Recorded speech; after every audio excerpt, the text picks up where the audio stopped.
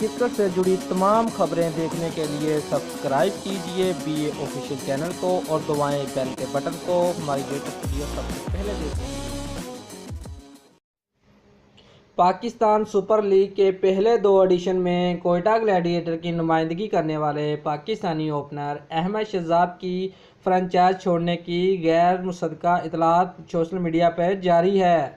ذرائع کے مطابق احمد شہزاد نے ممکنہ طور پر پاکستان سپر لیگ کے 3رے ایڈیشن کوئٹہ گلیڈیٹرز کو خیر بات کہہ کر پشاور زلمی کو جوائن کرنے پر غور شروع کر دیا ہے۔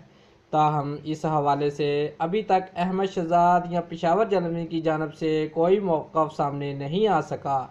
یاد رہے کہ اس سے قبل پشاور زلمی کے سابق کپتان اور احمد شہزاد کے قریبی دوست شاہد افریدی پشاور زلمی کو خیر بات کہہ کر کراچی کنگ میں شمولیت کا اعلان کر چکے ہیں۔